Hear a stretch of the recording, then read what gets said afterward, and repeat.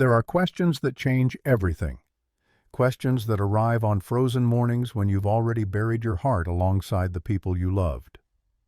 Her question came on a November day in 1878 when the first snow dusted the Sacramento Mountains of New Mexico Territory, and I had just refused my 47th proposal in 3 years. My name is Ezra Thorne. They call me the Mountain Ghost. Not because I'm dead, but because I might as well be. The morning started like every other. I woke in my cabin at dawn, the altitude cold seeping through gaps in the timber. I made coffee over the fire, the steam rising into empty air. Then I did what I'd done every morning for 3 years. I set out 2 plates for breakfast. One for me. One for the family I'd lost. Sarah's plate. Benjamin's cup. Empty chairs at an empty table. My wife died holding our son's hand. Scarlet fever took them both in the winter of '75. The doctor was 3 days drunk in Tularosa. By the time he sobered up enough to ride out, my boy's lips were already blue. Sarah went 2 days later, her body too weak from nursing Benjamin to fight the same disease. I buried them on the hillside behind the cabin. 2 graves, 2 crosses, 2 reasons I stopped being human. 3 years. 47 women had approached me in Tularosa. Widows mostly. Good women. Lonely women. Women who saw a man with land and sheep and thought maybe they could build something. I said no to everyone. Politely at first, then coldly. Then I stopped going to town at all except once a month for supplies. That November morning I was preparing for my monthly trip. I checked my rifle, loaded my saddlebags with wool from my sheep, and rode down the mountain trail toward Tularosa. The town sat in a valley, maybe 200 souls, most of them ranchers or miners. It was the kind of place where everyone knew your business and everyone had an opinion about it. I tied my horse outside Red O'Brien's general store. Red was Irish, middle-aged, with the kind of face that had seen too much war and not enough laughter. He nodded when I entered. We didn't talk much. That was the arrangement I preferred. But as I was loading supplies into my saddlebag, Clara Hutchins appeared. She was a widow, maybe 42, owned a boarding house on the edge of town. Pleasant enough face, kind eyes. She'd asked me twice before. "Ezra," she said softly, "it's getting cold. Winter's coming hard this year. A man shouldn't face it alone." I kept my eyes on the bags. I manage. I'm not talking about managing. I'm talking about living. I turned to face her. My voice came out harder than I intended. "I appreciate the concern, Mrs. Hutchins, but I'm fine as I am." Her face fell, not with anger, but with something worse. Pity. I paid Red and left without another word. 47 refusals. This was number 48, though Clara hadn't quite asked the question directly. Maybe she'd learned. I mounted my horse and started back up the mountain trail. The sky was gray, heavy with snow that hadn't yet decided to fall. The wind carried that particular silence that comes before a storm. My sheep would need extra hay tonight. The water troughs would need breaking if they froze. Then I heard it. A sound that didn't belong to the mountain. Gunfire. Not the single crack of a hunter's rifle. Multiple shots, rapid, echoing from the eastern valley. Then voices. Screaming. A woman's voice, high and desperate, shouting words I didn't understand. Apache language. I stopped my horse. The mountains stretched before me, indifferent to human suffering. The smart thing, the safe thing would be to ride home. Whatever was happening in that valley had nothing to do with me. I'd made it a rule to stay out of other people's wars. But something held me there. Maybe it was the woman's voice. Maybe it was the sound of children crying. Maybe it was just that after 3 years of being dead inside, some small part of me still remembered what it meant to care. I turned my horse east. I followed the sound through pine forests and rocky outcrops. The gunfire had stopped, but I could track the aftermath. Broken branches, disturbed snow, and then blood. Dark drops on white powder leading deeper into the canyon. I dismounted and moved on foot, rifle ready. The blood trail led to a cluster of boulders near a frozen creek, and there, hidden in the shadows, I found them. A woman, 2 children, Apache, all 3 of them. The woman was maybe 27, 28. Dark hair, torn, doe-skin dress, eyes like black stones, fierce even in desperation. Blood soaked her left shoulder. She held a knife in her right hand, her body positioned between me and 2 children huddled behind her. A boy, maybe 7, a girl, maybe 5, both terrified but silent. Behind me I heard voices, 2 men speaking English with the rough accents of hired guns. She came this way, blood trails fresh. Wade wants her dead. No witnesses. I made a decision in half a heartbeat. I raised my rifle and fired once precisely. The first man went down, shot clean through the leg. The second man's horse reared and he fought for control. I fired again, closer to his head this time. A warning. He got the message and spurred his horse away, his wounded companion clinging to his saddle. Then I turned back to the woman. She hadn't moved. The knife was still raised, her eyes locked on mine. No gratitude, no relief, just pure survival instinct. "Easy," I said quietly. "They're gone. You're bleeding. Stay back." Her English was clear, educated even. That surprised me. "If I wanted to hurt you, I'd have let them do it. We don't need help from white men." "Maybe not. But you need help from someone, and I'm all that's here." Her eyes searched mine for deception. Whatever she saw, it must have satisfied her because her legs suddenly gave out. She collapsed against the boulder, the knife falling from her grip. The boy immediately moved to catch her, his small hands trying to keep her upright. I approached slowly, hands visible. The boy watched me with eyes far older than 7 years should hold. The girl peeked out from behind him, clutching a small cloth doll. "Your mother needs shelter," I said to the boy. "Can you ride?" He nodded once, sharp and certain. "Then we go. Now." I bandaged the woman's shoulder, quickly tearing strips from my shirt. The wound was deep but clean. A bullet grazed, not a through and through. She'd been lucky. I didn't mention that luck often ran out. I lifted her onto my horse, the boy climbing up behind to steady her. The girl I carried myself, her small arms wrapping around my neck. She weighed almost nothing. We rode to my cabin in silence. The woman drifted in and out of consciousness. The boy kept one hand on his mother's back, the other on a small knife at his belt. Smart kid. Cautious. I respected that. My cabin appeared through the trees, smoke rising from the chimney I'd banked that morning. It wasn't much. 2 rooms, a loft, walls of pine timber chinked with mud, but it was solid and it was hidden. I carried the woman inside, laying her on my bed. The children followed, staying close to their mother. I started water boiling, gathered clean bandages, and set out the medical supplies I kept for sheep injuries. Not ideal, but better than nothing. The woman's eyes opened.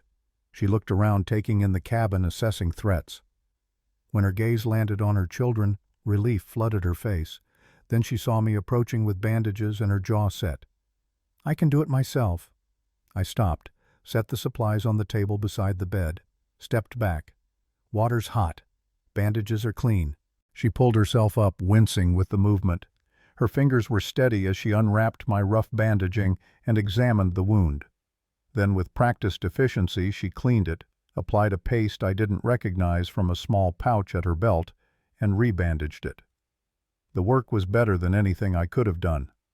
I watched from across the room. The boy stood guard near his mother. The girl sat by the fire, shivering despite the warmth. "Hungry?" I asked. The boy's eyes flicked to his mother. She nodded once. Only then did he accept the bread and dried meat I offered. The girl took hers with small hands. "Thank you, sir," the girl said in perfect English. I blinked. The clarity of her speech, the formal politeness of it, caught me off guard. "Where'd you learn English?" I asked the woman. "Mission school, before the war." Her voice was flat, offering no more than necessary. "You speak it well. So do your people when they want something from us." The comment had edges. I didn't take offense. She'd earned her bitterness.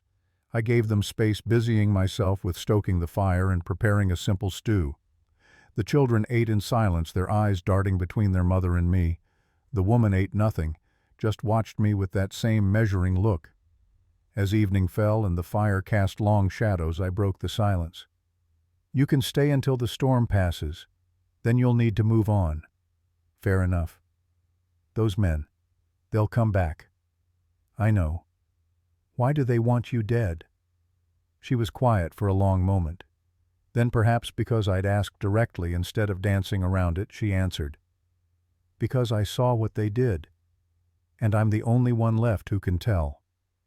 The boy Neol, I learned later, had found a spot near the fire where he could watch both the door and his mother. Smart positioning. The girl Sani had curled up against her mother's side, the cloth doll tucked under her chin. I realized something as I watched them. The woman had wrapped the wound herself with skill that spoke of necessity, not learning. She'd positioned her children for maximum protection while maintaining her own ability to fight. Everything about her movements said, survivor, not victim. "You do that better than the doc in town," I said, nodding at her shoulder. Her lips twitched, almost a smile. "Your town doc probably never had to patch wounds while running from soldiers." I fell silent. She was right. What did I know about that kind of survival? "How long can we stay?" she asked. "Until the storm passes. Maybe 2 days. And then you go where you need to go, and I go back to being alone." She studied me for a long moment. "You wear loneliness like armor. It keeps me safe. Does it? Or does it just keep you frozen?" I didn't answer that. Didn't have an answer that wouldn't sound like a lie. That night I gave them the bed. I took the floor near the fire. Old habit from when Benjamin would have nightmares and I'd sleep by his door. The memory stabbed through me, sharp and familiar. Near midnight, small footsteps approached. Sani stood beside me, her doll clutched tight. "Why you live alone?" she whispered. From the bed, her mother's voice came sharp. "Sani, don't ask that." But I found myself answering. "I had a family once. They're gone now." Sani nodded solemnly, as if she understood loss better than any 5-year-old should. Then she reached out and patted my shoulder with her tiny hand before returning to bed. I lay awake long after their breathing settled into sleep. The woman's words echoed in my mind. Frozen. Was that what I was? Not dead, just frozen. Morning came with fresh snow and the reality of consequences. I checked the perimeter around the cabin at dawn. Fresh horse tracks, multiple riders circling but not approaching. They knew the woman was here. They were just deciding how to handle it. When I came back inside, the woman was awake, already checking her wound. The children were still sleeping. "They know you're here," I said quietly. She nodded. "How many?" "Tracks suggest 4, maybe 5. They'll come back with more. You should give us supplies and let us go, before you're caught in this." "Little late for that. They saw me yesterday." For the first time, something like regret crossed her face. "I'm sorry." "Don't be. I made the choice." "Why? You don't know us." I looked at the sleeping children, thought of Benjamin's empty chair. "Maybe that's why." As the morning light grew stronger, the woman finally told me her name. Kaya.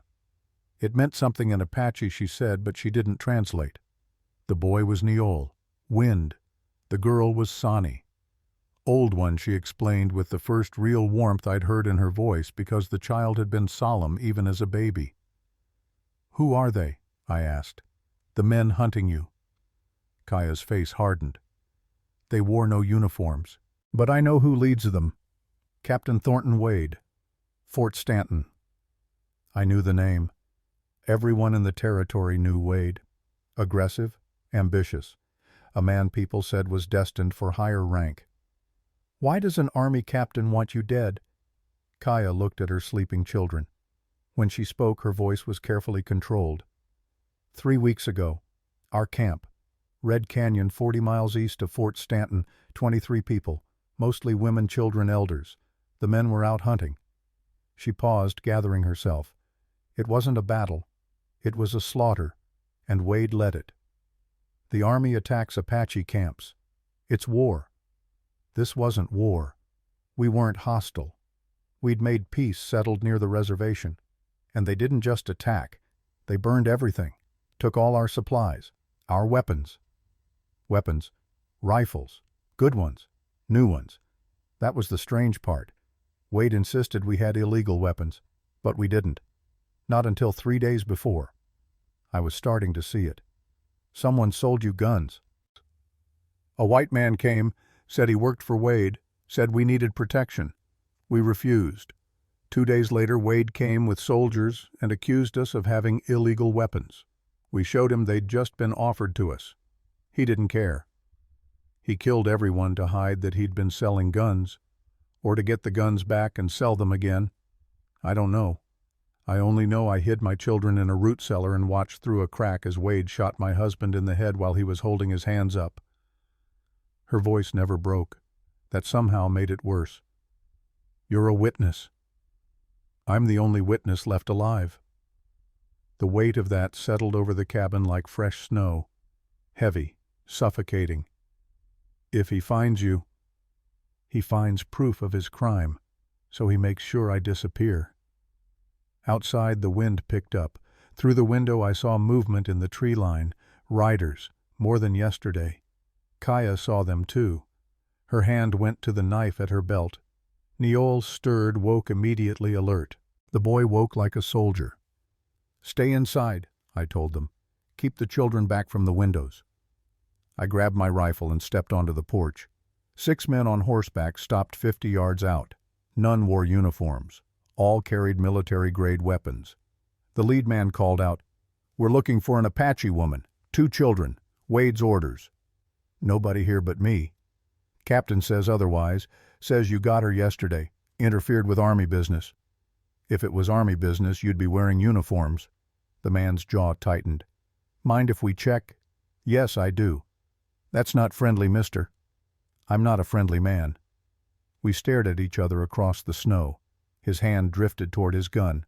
Mine was already on my rifle. Then from inside the cabin came a sound that changed everything. A sharp thwack, and one of the men screamed, clutching his face. An arrow, no a slingshot stone, had struck him square in the eye. I glanced back. Niol stood at the window, a small slingshot in his hands, his face set with grim determination. The men's horses reared. In the confusion, I fired once into the ground in front of the lead rider's horse. The animal bucked, nearly throwing him. "Next one won't miss," I shouted. The injured man was screaming, his companions trying to control their horses and help him simultaneously. The lead rider pointed at me. "Wade will hear about this." "Good. Tell him if he wants her, he'll have to go through me." They retreated, dragging their wounded companion. I waited until they were out of sight before lowering my rifle and turning back inside. Niol stood by the window, still holding his slingshot. I expected fear. Instead, I saw defiance. "I told you to stay hidden. I don't hide while someone fights for us." Kaya pulled her son back, but her eyes met mine with something new in them. Not gratitude exactly, something more complex. Recognition, maybe, of what I wasn't sure yet. "They'll come back," she said. "More of them." "I know." "Then we can't stay here. We need a plan." She said we, not you, not help me. We. "There's a marshal in Tularosa," I said. "John Garrett. He's a fair man." Kaya's laugh was bitter. "A white marshal will believe an Apache woman. He'll believe evidence. Do you have any—" She hesitated. Then slowly she reached into her dress and pulled out a small leather journal. Water-stained, blood-spotted, but intact. "I took this from Wade's tent while they were killing everyone." I opened it. Inside, written in neat script, were lists, dates, names, locations, quantities of rifles, prices, evidence of systematic weapons trafficking spanning 3 years, transactions with Apache, with Mexican bandits, with outlaws, and every transaction tied back to Captain Thornton Wade. "This is enough to hang him," I said quietly, "if anyone believes it, if we live long enough to show them." I looked at Kaya. at Neol standing guard, at little Sani peeking out from behind her mother. 3 people who'd just entered my life yesterday. 3 people I could still turn away, send into the mountains, back to being someone else's problem. But I thought of Sarah's voice, Benjamin's laughter, the empty plates I set out every morning. You can't live in graveyards forever, James. No. But maybe I could start living again by giving someone else a chance to survive. How many men does Wade have? I asked. At least 20. Why? Because I just decided to keep you alive. You don't have to do this. I met her eyes. I know, but they saw me yesterday. They saw me today. This is my fight now, too. For the first time, Kaya's defensive posture eased slightly. She nodded once. Acceptance of partnership, not rescue. I walked to my gun cabinet, opened it. Inside were 3 rifles, 2 pistols, ammunition, and a shotgun I'd kept maintained but hadn't fired in 3 years. Tomorrow we ride to Tularosa, I said. We find Marshal Garrett. We show him this journal, and we let the law handle Wade. And if the law doesn't help, then we do what we have to do. Kaya looked at me with new assessment. You're not like other white men I've met. I'm not sure I'm like much of anything anymore. Maybe that's why you helped us. You've got nothing left to lose. Maybe. Or maybe I've got something to gain. What? I didn't have words for it yet. But as I looked at these 3 strangers in my cabin, something stirred in the frozen space where my heart used to be. Not warmth, exactly. Not yet. But the possibility of warmth. The first crack in 3 years of ice. Outside, snow began to fall again. Heavy, persistent, the kind that buries tracks and hides truth. But inside in the firelight, 4 people who'd been alone were suddenly tentatively together. It was the first decision, the easy one. The hard ones were still coming. But for the first time in 3 years, I wasn't facing winter alone. And maybe, just maybe, that meant something.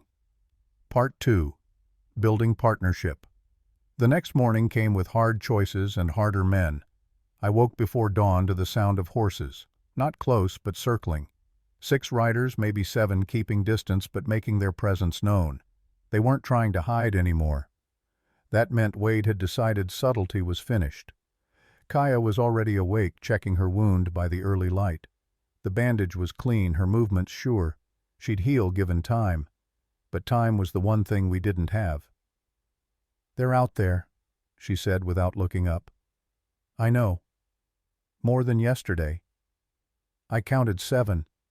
She finished wrapping her shoulder and stood testing her range of motion. Satisfied, she moved to wake her children. Neol came alert immediately, that soldier's instinct again.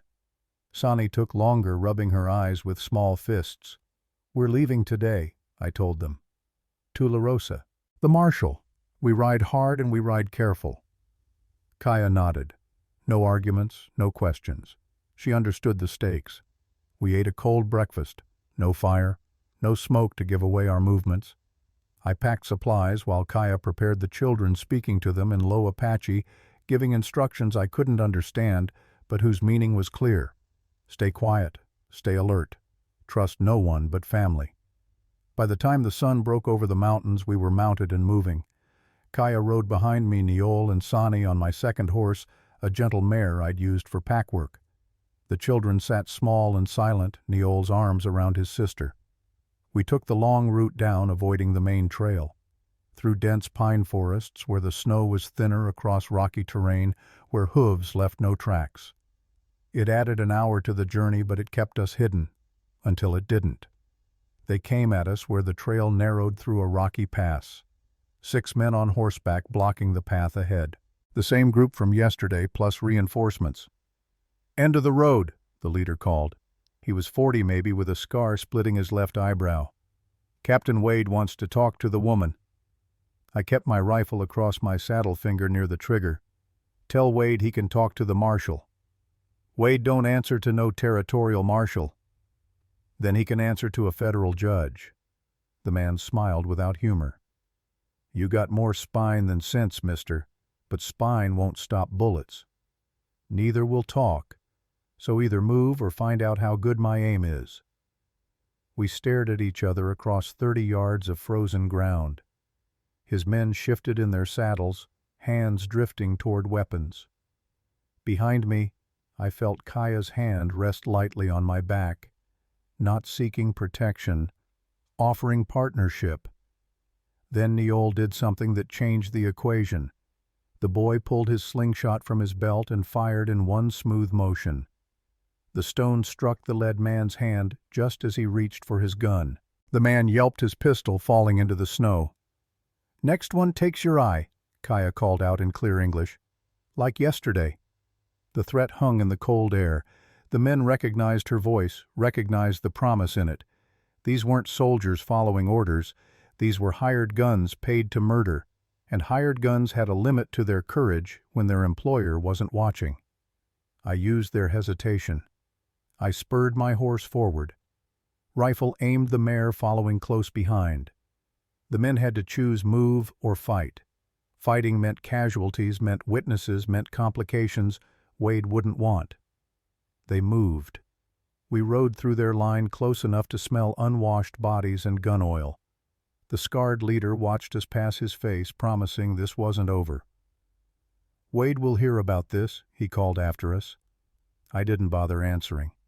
We both knew what was coming. We reached Tularosa by mid-morning.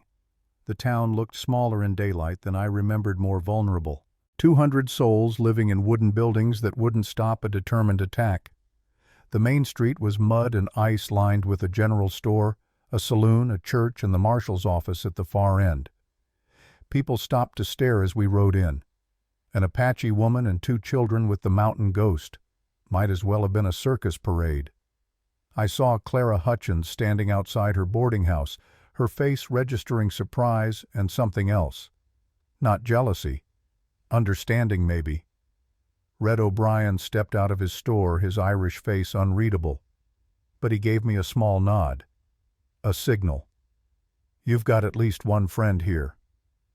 We dismounted at the marshal's office. Marshal John Garrett stood in the doorway, 55 years old, gray hair, eyes that had seen too much trouble to be surprised by more. "Ezra Thorne," he said slowly. 3 years I haven't seen you in town except to buy supplies. Now you bring guests." Kaya stepped forward, her bearing proud despite the blood-stained dress. "Not guests. A witness to murder and treason." Garrett's eyebrows rose, but he stepped aside. "Then you'd better come in and talk." Inside the office was small but organized. A desk, filing cabinets, a gun rack, and a wood stove putting out steady heat. Garrett gestured to chairs. We sat. The children stayed close to their mother. "Coffee?" Garrett offered. "For the children, too," Kaya said. "If you have milk and sugar." Garrett studied her, then nodded. "My daughter used to take it that way." He prepared 4 cups, 3 with coffee, 2 smaller ones with warm milk sweetened with honey. Sani's eyes lit up when she tasted it. "Sweet," she whispered. Garrett smiled. Every child deserves something sweet, even in hard times. It was a small moment, but it mattered. It said Garrett saw these children as children, not problems, not threats. "Now," he said, settling behind his desk, "tell me about murder and treason." Kaya did. She spoke without emotion, laying out facts like stones. October 24th, 1878. Red Canyon, 40 miles east of Fort Stanton. 23 dead. Captain Thornton Wade leading men without uniforms, the weapons sale, the slaughter, the cover-up. Garrett listened without interrupting. When she finished, he was quiet for a long moment. "That's a serious accusation." "It's the truth." "Truth needs evidence." Kaya pulled out the journal and placed it on his desk. Garrett opened it carefully, reading the precise handwriting, the damning lists. His face grew grave as he turned pages. "Where did you get this?" "Wade's tent, while he was busy killing my people." Garrett looked at her with new respect. "That took courage. That took survival." He closed the journal. "This is enough to start an investigation.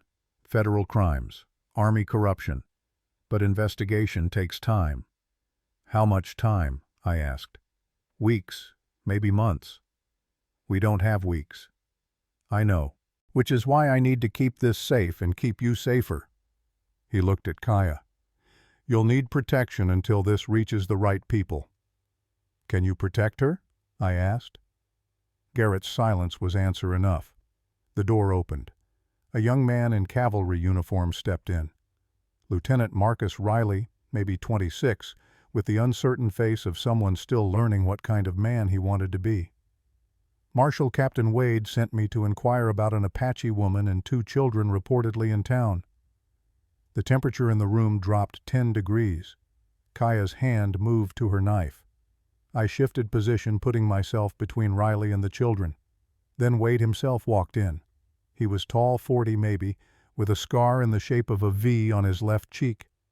His uniform was immaculate, his bearing confident. He looked like every recruiting poster's image of an honorable soldier. His eyes found Kaya and lit with recognition and satisfaction. There you are, he said pleasantly. I've been looking everywhere. Kaya stood slowly. I'm sure you have. Wade turned to Garrett. Marshal, this woman is wanted for killing 2 of my men. She's Apache, a fugitive from reservation lands. Interesting, Garrett said calmly.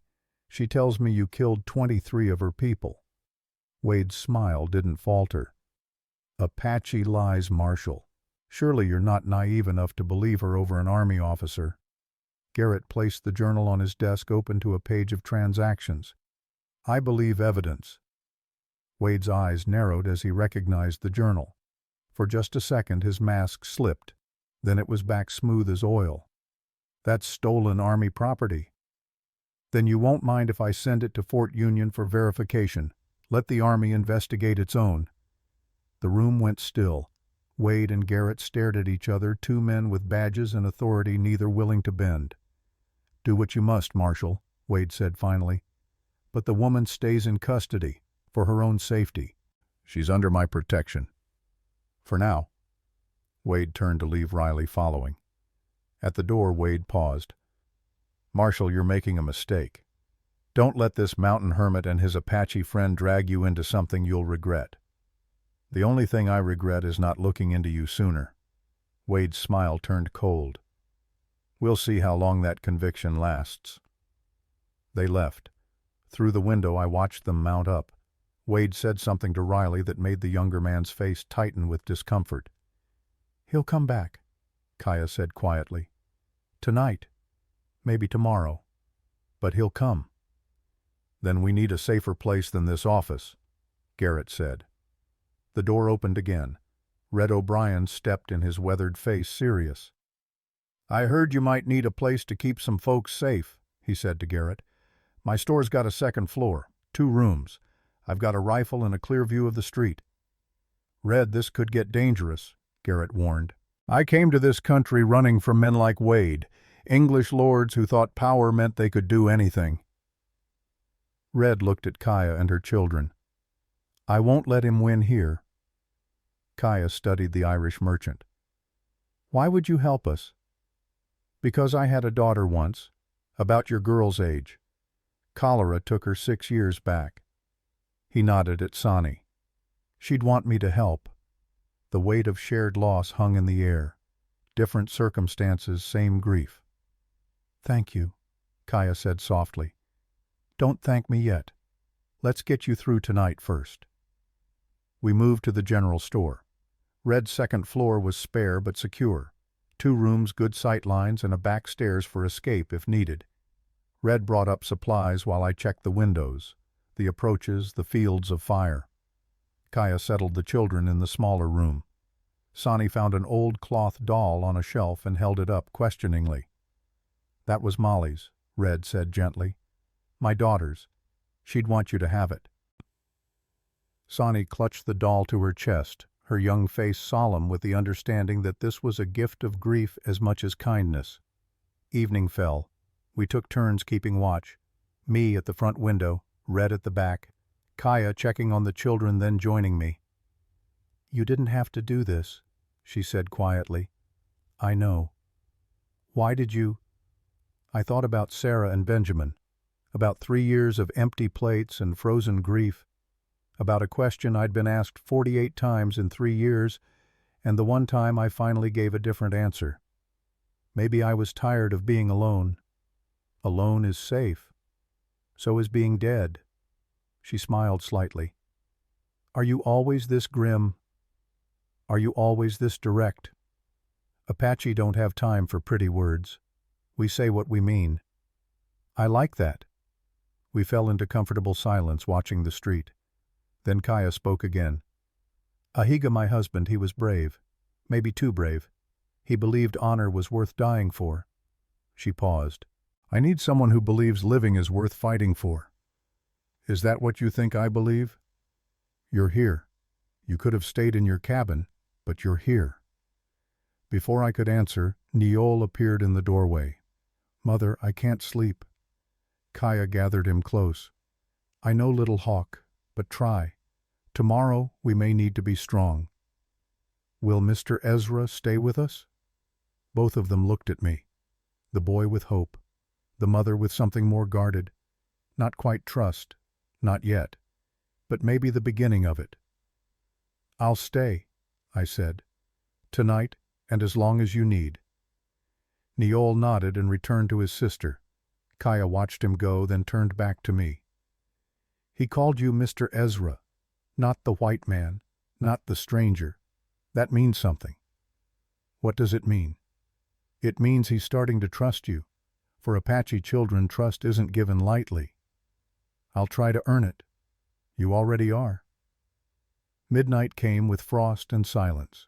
Too much silence. Red noticed it first. Streets empty, not even dogs moving. I looked out. He was right. Tularosa usually had night sounds. Horses, the saloon, something. Now there was nothing but winter stillness. They're coming, I said.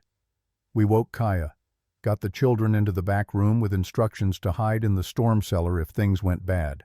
Then we waited. They hit us at 2 a.m. 8 men with torches and guns surrounding the store. The leader, the scarred man from this morning, called out, "Send out the Apache or we burn you out." Red answered from an upstairs window, "Come and take her." The first shots shattered glass. We returned fire measured and precise. One attacker went down, another stumbled back hit. But they kept coming, emboldened by numbers. They threw torches through the broken windows. Flames caught on the dry wood, spreading fast. "We need to move," I shouted. "Backstairs." Red led the way, limping from a wound I hadn't seen him take. We grabbed the children and ran, down the back stairs into the alley, but the attackers had anticipated it. 3 men waiting in the shadows. Kaya threw her knife without hesitation.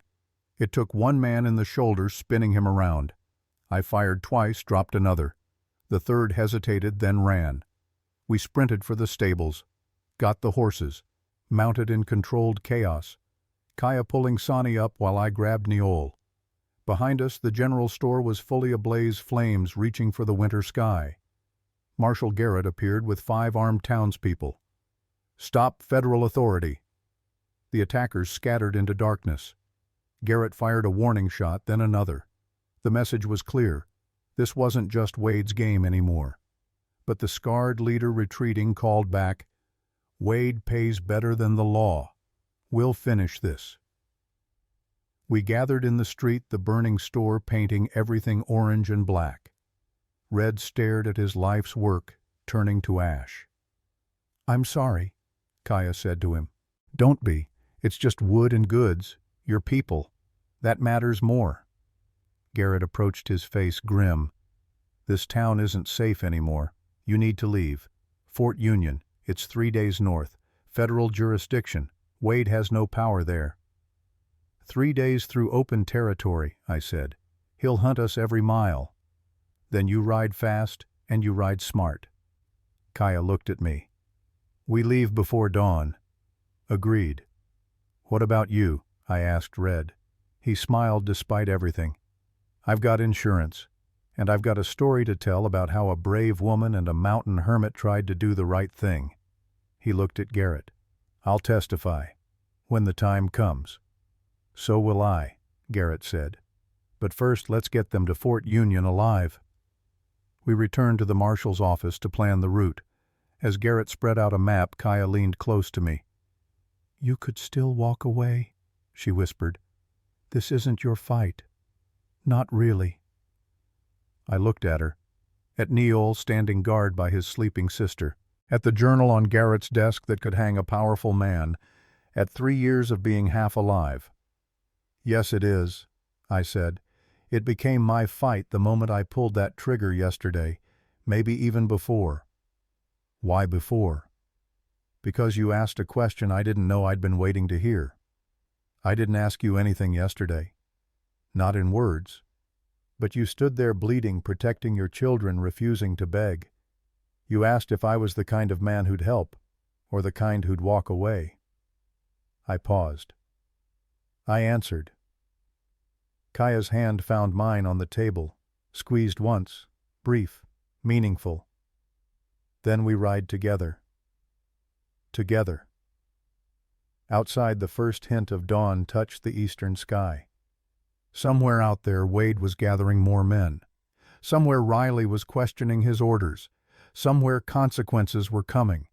But in that moment, in that small office, 4 people who'd been scattered by violence found themselves pointed in the same direction. Not because it was safe, not because it was easy, because sometimes living means choosing the hard road. And sometimes choosing the hard road means you're finally alive again. Part 3. The Journey. We left Tularosa before sunrise when the world was still caught between night and dawn. 4 souls on 3 horses riding north toward Fort Union and whatever fate waited there. The land opened before us in shades of gray and white.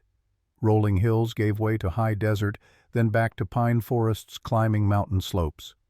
It was beautiful country, deadly country, the kind of terrain where you could see enemies coming from miles away, but they could see you just as easily.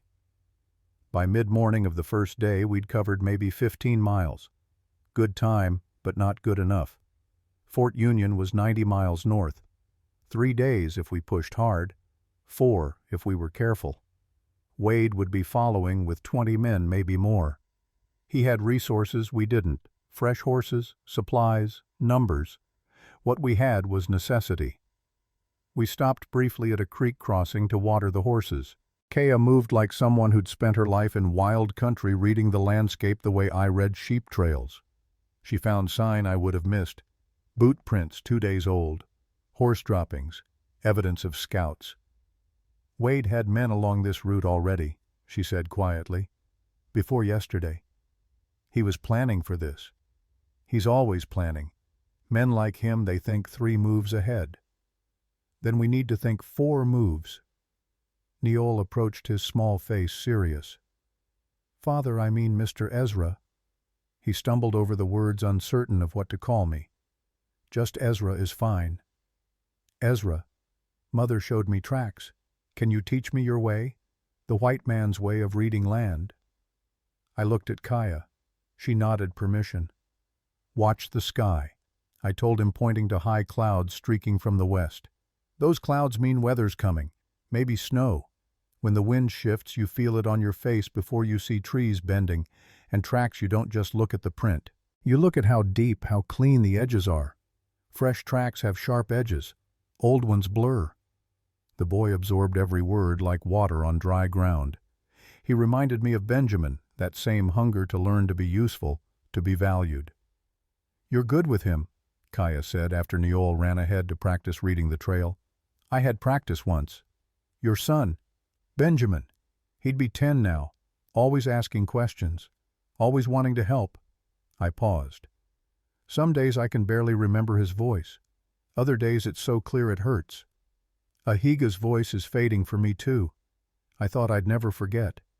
But grief is strange. It takes pieces of memory we want to keep and leaves pieces we'd rather lose." We rode in silence for a while, sharing the weight of loss without needing more words. That evening we made camp in a sheltered ravine. No fire, cold food. The children huddled under blankets while Kaya and I took turns keeping watch. Around midnight she joined me at my post. "Can't sleep," I asked. I don't sleep well when people want me dead. Fair enough. She sat beside me close enough that I felt her warmth in the cold air. Tell me about your wife. Sarah, why? Because you set a plate for her every morning. Because you locked yourself away for 3 years. I want to know who she was. I thought about refusing. But Kaya had shared her pain. It seemed only fair to share mine. She was a school teacher, came west because she wanted adventure, found me instead. I smiled at the memory. First time we met, I was bringing sheep through town, and one got loose, ran right through her classroom window. She wasn't angry. She laughed, said it was the most exciting thing to happen in Tularosa all year. She sounds kind. She was. Too kind for the territory, really. She tried to start a school that would teach Apache children alongside white children. The townsfolk rejected it, said it was dangerous. She was heartbroken. But she stayed. She stayed, said if she couldn't change the world, she'd at least change our small piece of it. Then Benjamin came, and he was her world. My voice caught. When the fever took him, I think part of her wanted to follow. She tried to fight it, but her heart wasn't in surviving without him. Kaya's hand found mine in the darkness. You blame yourself. The doctor was drunk. I should have ridden to the next town, should have done something more. Should is a word that haunts survivors. I have my own. I should have hidden better, should have fought harder, should have saved Ahiga. She squeezed my hand. But should doesn't change what is. We can only move forward. Is that what you're doing? Moving forward? I'm trying, with 2 children who need a future more than I need revenge. She looked at me. What are you doing, Ezra Thorne?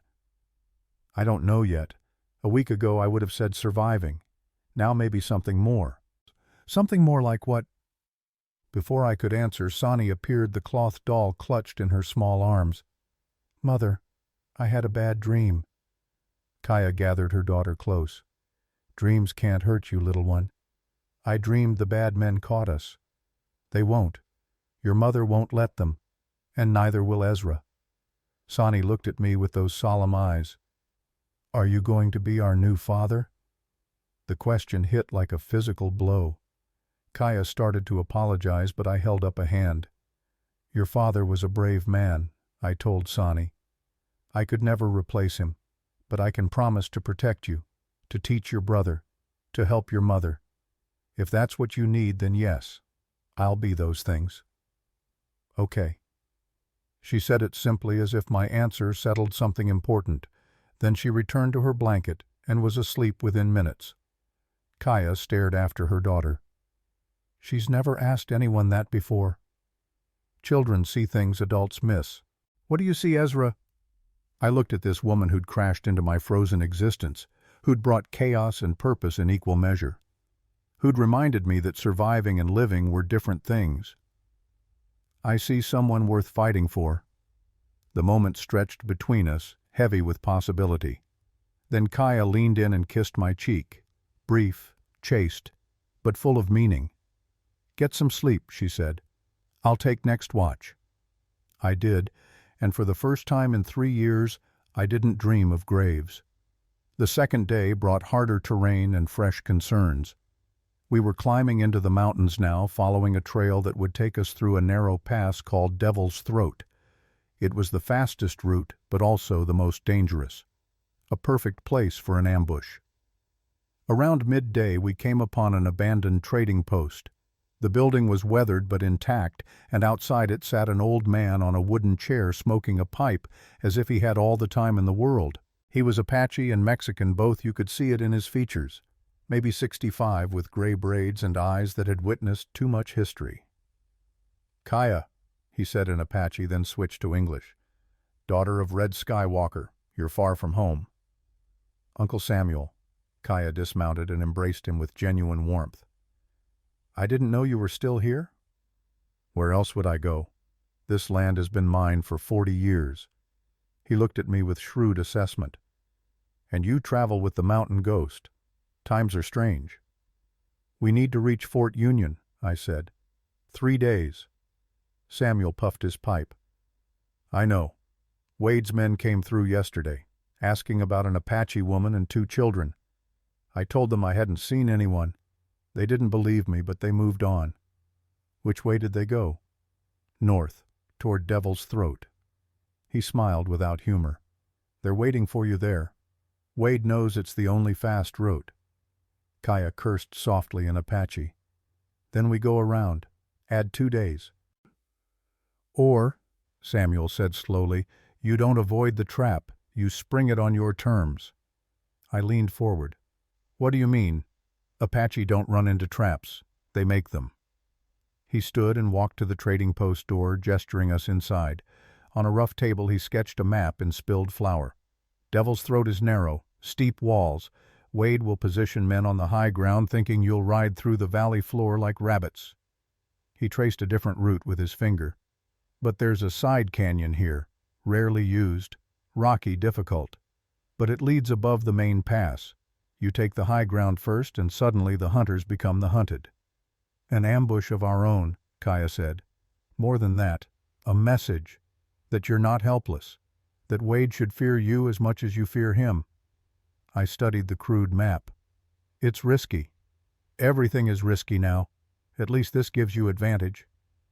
Samuel provided extra ammunition, dried food, and a blessing.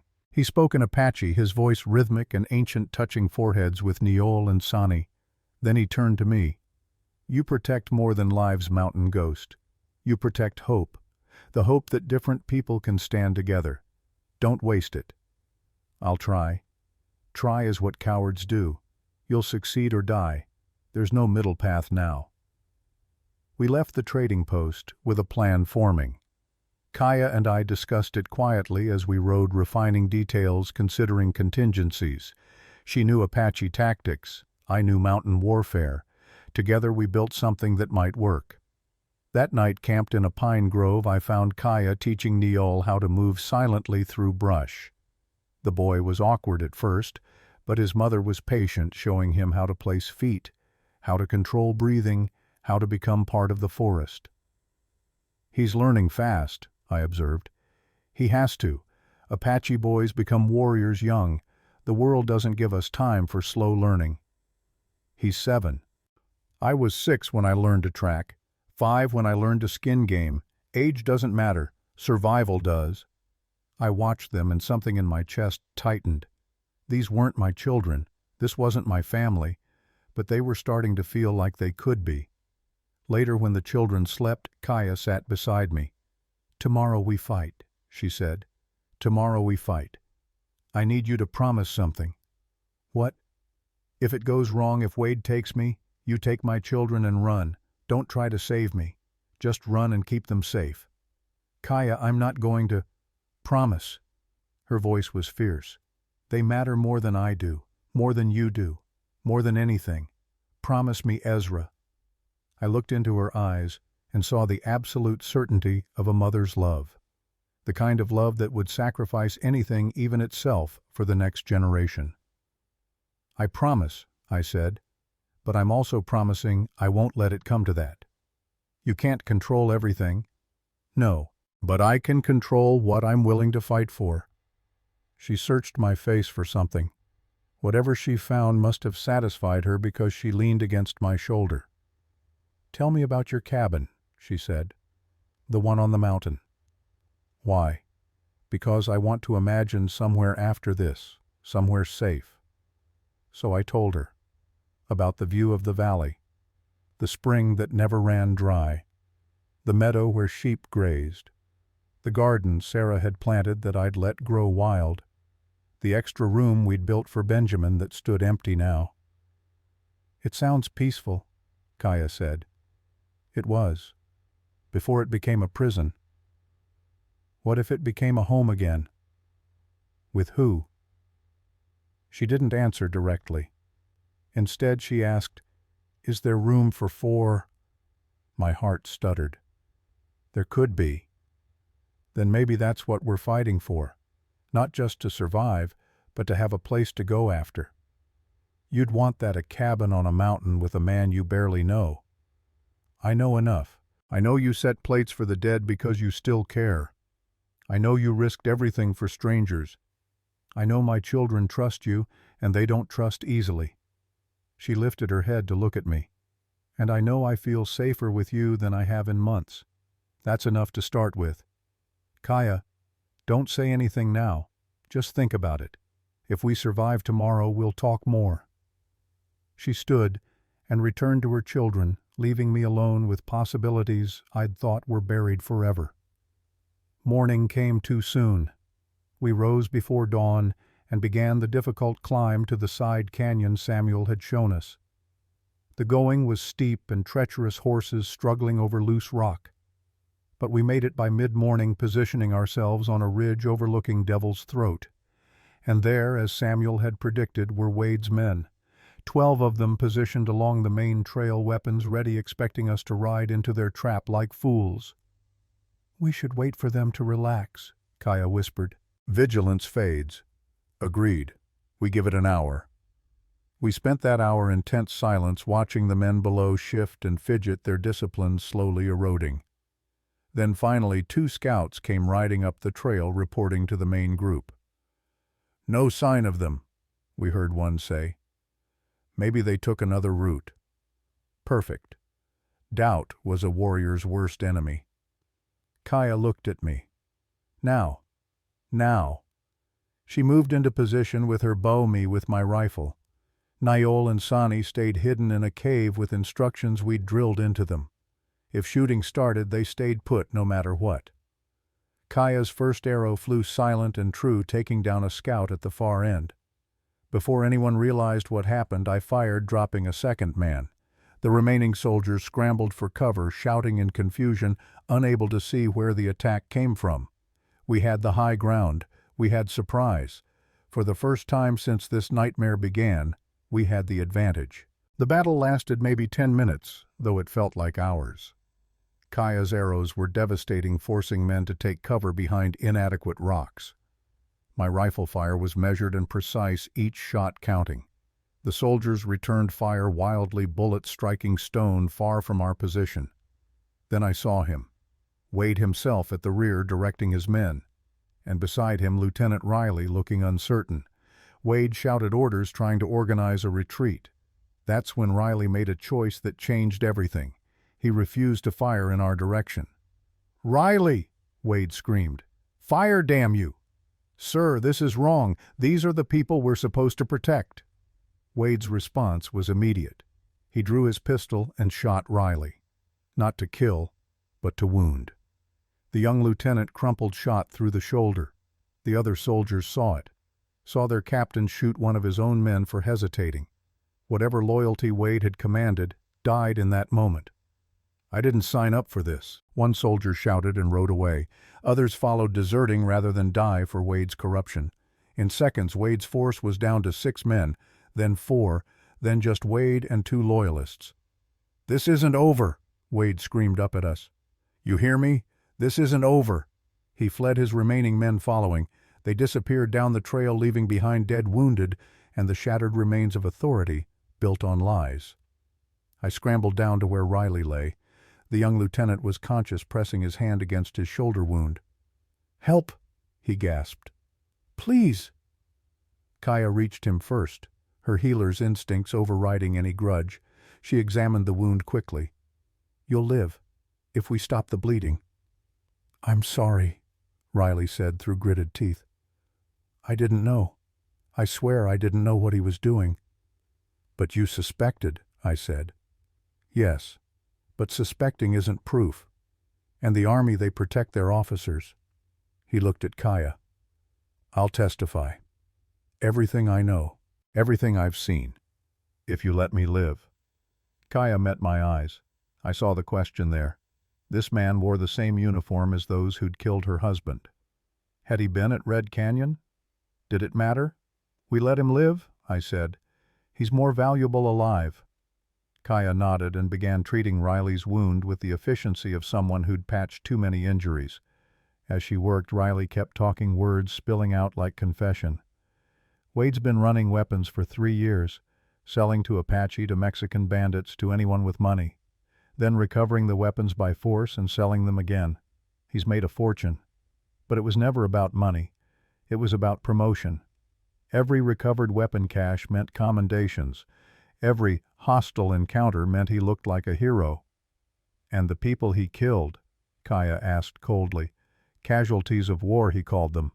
Necessary sacrifices. Riley's face twisted. I started questioning orders 6 months ago.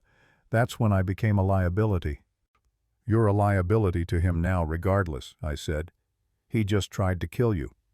Then I have nothing to lose by telling the truth. We helped Riley onto a horse and began the journey back toward Tularosa. Fort Union was still 2 days north, but now we had something more valuable than distance. We had a witness from inside Wade's command. As we rode, Niall came alongside me.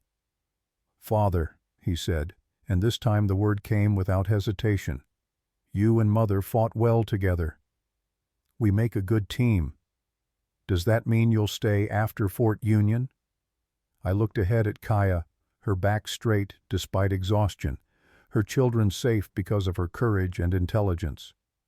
I thought about empty cabins and empty plates, about 3 years of being frozen and 1 week of beginning to thaw. Yes, I told Niall, I'll stay. The boy smiled, a rare expression on his serious face. Good. Sonny was worried you'd leave. I'm not leaving. Promise. I thought about all the promises I'd broken, to Sarah, to Benjamin, to myself, about how easy it was to make promises and how hard to keep them. But sometimes a promise to a 7-year-old boy carries more weight than all the broken vows of the past combined. I promise, I said. And for the first time in 3 years I meant it. Part 4. Community and Preparation. We returned to Tularosa with Riley wounded but alive, evidence mounting, and Wade on the run. But victory felt premature. Men like Captain Thornton Wade didn't surrender quietly. They gathered forces, planned retaliation, and struck when you thought you were safe. Marshal Garrett met us at the edge of town, his weathered face registering relief and concern in equal measure. You're alive, he said simply. Barely, I replied. But we have something better than survival. We have testimony. Riley, pale from blood loss but conscious, straightened in his saddle. Marshal, I'm Lieutenant Marcus Riley, 3rd Cavalry, Fort Stanton. I have information about Captain Wade's illegal activities. Arms trafficking, murder, treason. Garrett's eyebrows rose. That's a serious accusation from a military officer. It's the truth. And Wade shot me for refusing to follow illegal orders. Riley gestured to his shoulder. I have the wound to prove it. Then you'd better come inside and make an official statement. But as we moved toward the marshal's office, the town itself seemed to close in around us. People emerged from buildings forming small clusters. Some faces showed curiosity, others showed hostility, and a few showed the kind of calculation that meant trouble. A man named Frank Hollister stepped forward from the crowd. He was 45, owned a small ranch, and had always struck me as the kind of man who valued comfort over courage. "Marshal," Frank said loudly, playing to the audience, "why are we risking our lives for an Apache? Wade's got 20 men, maybe more. He'll burn this whole town down looking for her." Murmurs of agreement rippled through some of the crowd. "Frank's got a point," another voice called. "We've got wives, children. Why should they suffer because Ezra Thorne decided to play hero?" Garrett raised his hand for silence. "Because it's the right thing to do. And because last time I checked we were Americans. We don't hand over innocent people to murderers just because we're scared." "Easy for you to say," Frank shot back. "You've got a badge. The rest of us are just targets." The crowd's mood was shifting, fear winning over principle. I'd seen it before. Good people making bad choices because the cost of courage seemed too high. Then Red O'Brien stepped forward. His store was still a burned shell, his livelihood destroyed, but his voice carried authority. "Frank Hollister, you gutless coward!" Red's Irish accent thickened with anger. "I came to this country with nothing, built everything from scratch. Yesterday Wade's men burned it all. You know what I lost? Everything I own. You know what I've got left? My integrity. That's more valuable than any building. Red turned to face the crowd. This woman didn't ask to be hunted. She didn't ask for her family to be slaughtered. She was just living her life until Wade decided she was a witness he couldn't afford to leave alive. He pointed at Kaya. She's a mother, like your wives, like your daughters will be someday. Are we the kind of men who abandon mothers and children because it's convenient? Silence fell over the gathering. Then Clara Hutchins, the widow I'd rejected, stepped forward. I'll speak plain, Clara said.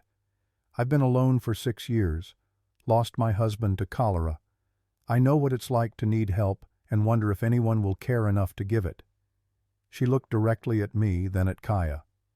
Ezra Thorne chose to help strangers when he wouldn't even help himself. That tells me everything I need to know about what's right here.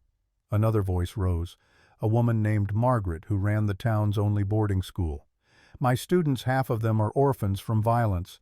Apache violence, white violence, it doesn't matter. Violence creates orphans. Wade creates orphans. If we stand by and let him kill this woman, we're telling those children that might makes right.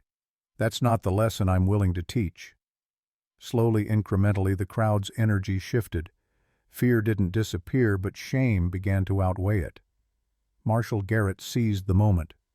All those willing to stand for justice, for protection of witnesses, for doing what's right, regardless of the cost, show your hands. 20 hands rose, then 25, then 30. Frank Hollister and his supporters, maybe 10 people, remained silent. They wouldn't help, but at least they wouldn't actively oppose. Then it's settled, Garrett said.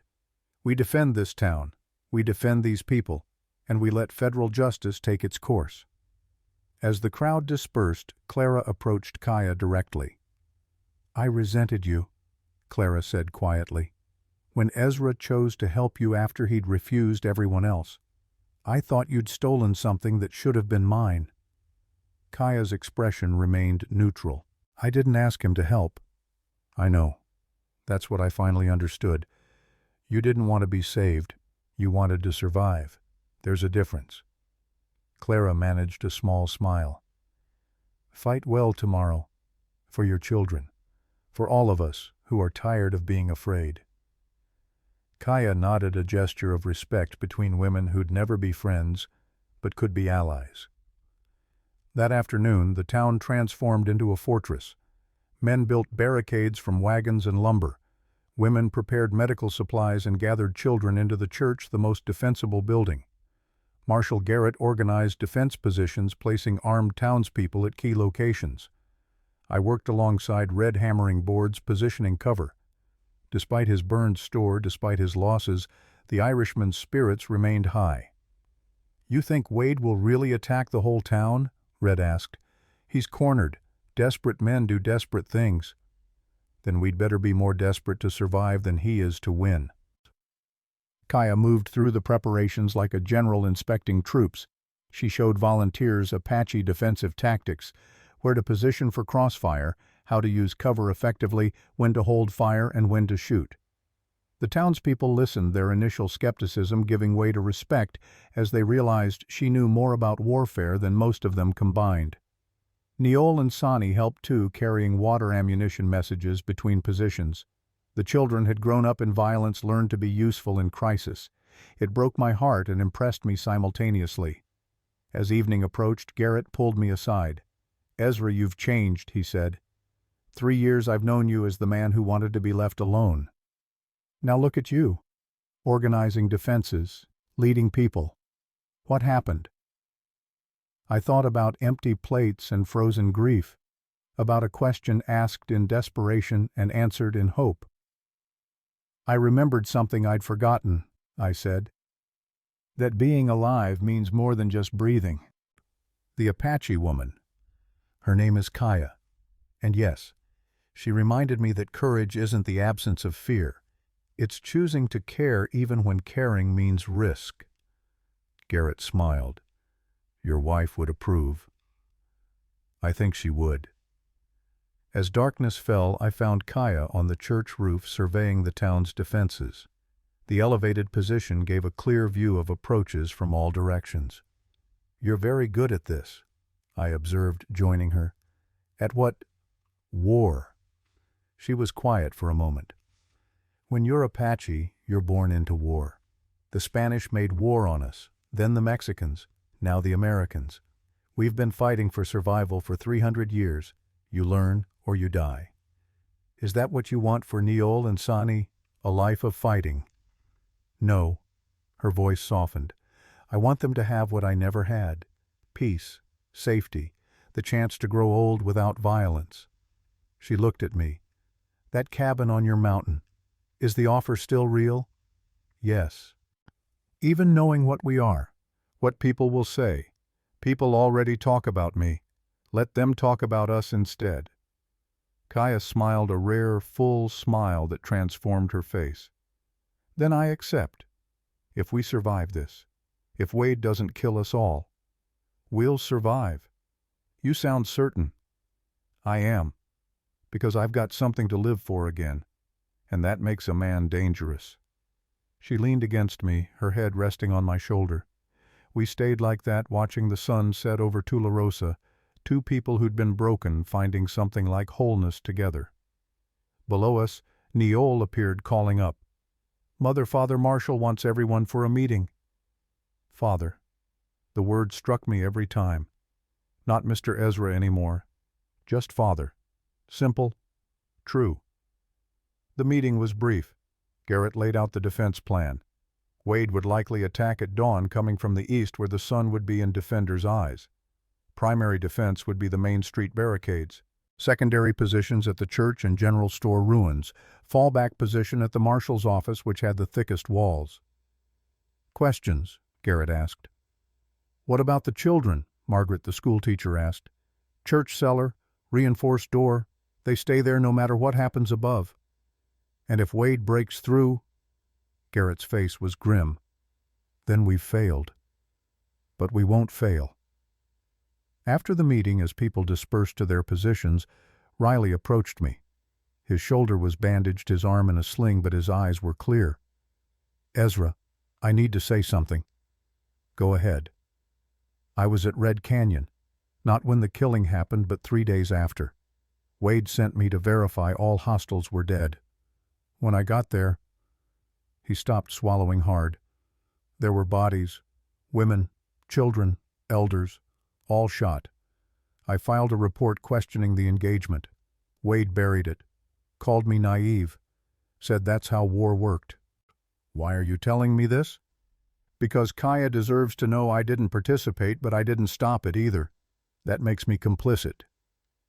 Riley looked toward where Kaya stood with her children. I can't change the past, but I can make sure the truth comes out, that Wade pays for what he did. Tell her yourself. Riley nodded and approached Kaya. I watched from a distance as he spoke, as Kaya's expression shifted from suspicion to something like understanding. When he finished, she said something brief. Riley nodded, relief visible in his posture, and walked away. Later, Kaya told me what she'd said. You're right. You can't change the past, but you're trying to change the future. That counts. Night fell over Tularosa like a held breath. The town was as ready as it could be. Now came the hardest part, waiting. I found Neol and Sani in the church cellar, sitting with a dozen other children. Neol was teaching the younger ones a hand-clapping game, trying to keep their minds off fear. Sani clutched her cloth doll, humming an Apache lullaby. Hey, I said quietly, kneeling beside them. Father. Neol looked up. Will the bad men come tonight? Probably tomorrow, at dawn. Will you win? I thought about lying about protecting them from reality, but these children had seen too much to believe comforting lies.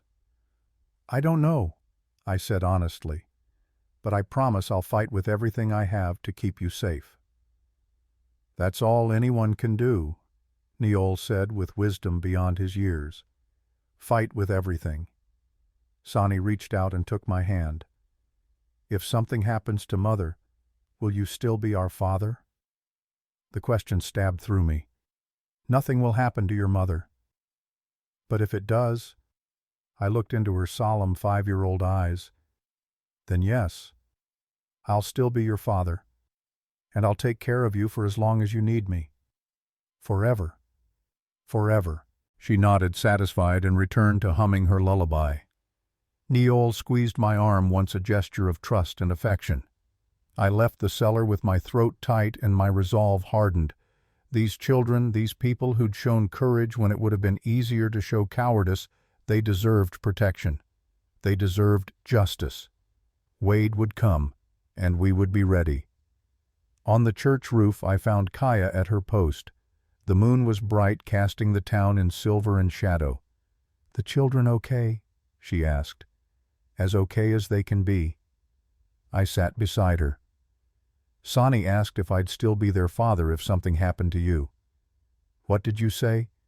I said yes. Was that presumptuous? No. Kaya's voice was soft. It was perfect. We sat in silence, shoulders touching, watching the eastern horizon for signs of dawn or attack. "Ezra," Kaya said eventually, "after this is over, if we're still alive, I want to do something." "What?" "I want to go back to Red Canyon, where Ahiga and the others died. I want to bury them properly, Apache ceremony, so their spirits can rest." "We'll do it together." "You'd do that?" "Yes. They were your family. That makes them my concern now." She turned to face me fully. "You know what the hardest part of losing Ahiga was? Not the grief, not the loneliness. It was wondering if I'd ever feel safe with someone again, if I'd ever trust someone enough to build a life with them. And now I think maybe I can, with you." I reached for her hand, lacing our fingers together.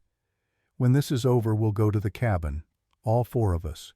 We'll fix up that extra room for the children, plant Sarah's garden again, raise sheep, live quietly." Quietly sounds nice. After all this, quietly sounds like paradise. Dawn was maybe 2 hours away. The darkest part of night when courage falters and fear grows teeth. Below us, 30 townspeople held positions, checking weapons, saying prayers, making peace with mortality. And somewhere out there in the darkness, Captain Thornton Wade was coming with 20 men and desperate fury. But we were ready. Not because we were soldiers, not because we were heroes, but because sometimes ordinary people pushed far enough find extraordinary courage. Sometimes a town decides that principle matters more than safety, that justice is worth fighting for, that one woman and 2 children deserve protection even at great cost. And sometimes a man who thought he'd lost everything discovers he has one more thing to lose, which means he has everything to fight for. The sky began to lighten in the east, gray, then pink, then gold. "Here we go," Kaya whispered. "Here we go," I echoed, and together we waited for the storm. Par 5, the final stand. They came with the sunrise exactly as predicted. 18 riders emerging from the eastern hills, silhouetted against the burning sky like horsemen of some biblical apocalypse. Captain Thornton Wade rode at their center, his posture rigid with fury and desperation. From my position on the church roof, I could see the entire tableau. Marshal Garrett behind the main barricade with 10 armed townspeople. Red O'Brien at the general store ruins with 5 more. Another dozen scattered at windows and corners, rifles ready. It wasn't much, but it was what we had. Kaya knelt beside me, her bow-strung arrows laid out in careful rows. Her face was calm, almost serene. This was what she'd been preparing for her entire life. Not this specific moment, but moments like it. When survival meant fighting and fighting meant accepting you might not survive. "Count," she asked quietly. 18. Wade in the center. I don't see Riley with them." "Good. At least one officer has a conscience." Wade's force stopped at 200 yards out, just beyond effective rifle range. Smart. He knew we had limited ammunition and wanted us to waste it on long shots. Wade himself rode forward alone, stopping at a distance where his voice would carry, but where a shot would be difficult. "People of Tularosa." His voice was parade ground loud, projecting authority. I'm Captain Thornton Wade, United States Army. I have no quarrel with this town. I'm here for one woman, an Apache fugitive wanted for murder of federal soldiers. Send her out and my men right away. You have 1 hour to decide." Silence greeted his ultimatum. The wind carried dust across the street, tumbleweeds rolling like nervous witnesses. Then Marshal Garrett stood visible above the barricade. "Captain Wade, I'm U.S. Marshal John Garrett. Your authority ends where federal law begins. The woman you want is under my protection. She's a witness to crimes you committed. If you want her, you'll have to go through me and everyone who believes in justice." Wade's laugh carried across the distance, cold and mocking. "Justice, Marshal, you're protecting a savage who killed 2 of my men. 2 men who were trying to murder an unarmed woman and her children. I'd call that self-defense. Your opinion doesn't matter. I have 20 men. You have, 30 townspeople, shopkeepers, and farmers playing soldier. We're Americans playing citizens. There's a difference." Wade's patience snapped. "You have 1 hour. After that, anyone between me and that Apache woman is an enemy of the United States Army." He wheeled his horse and rode back to his men. The hour began ticking down. Kaya touched my arm. "He won't wait an hour." "I know. It's theater.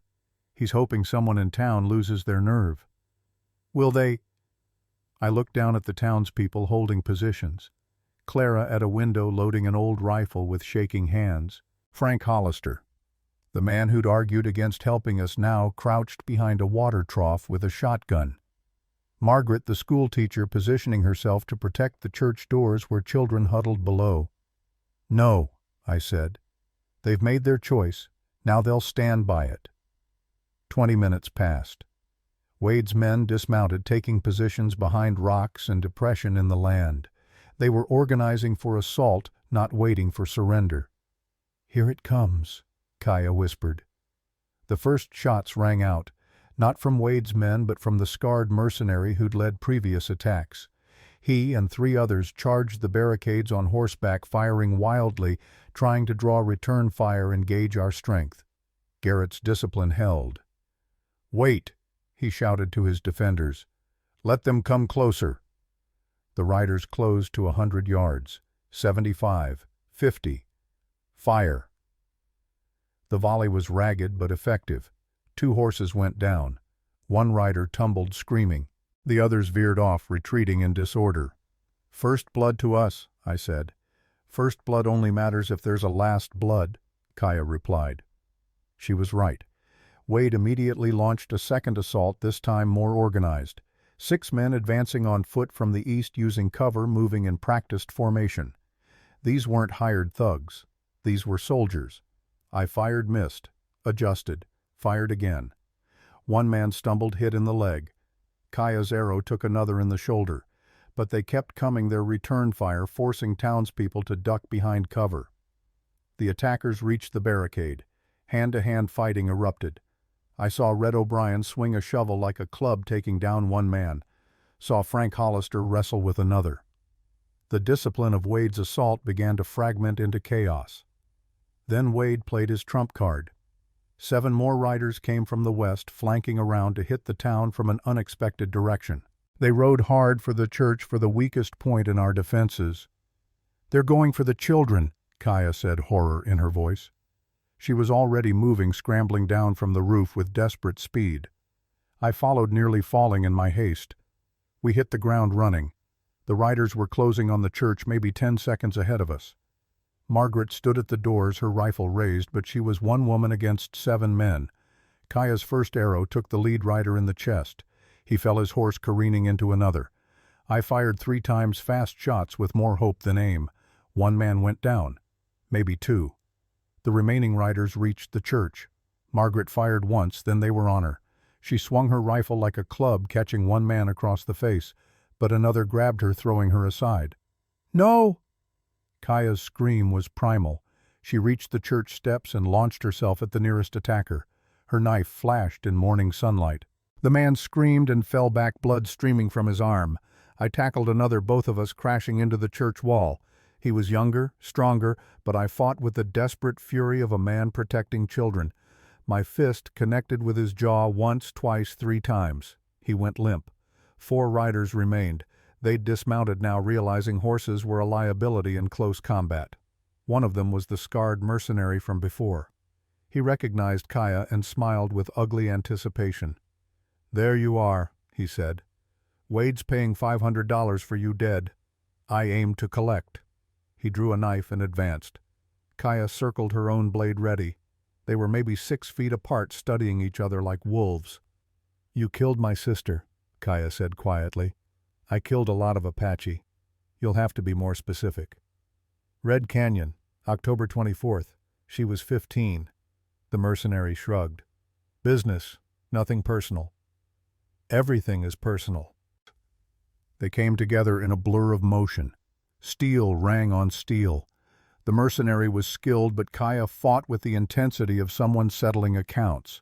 Her blade found openings, drawing blood from his arm, his side. He struck back his knife, slicing across her ribs.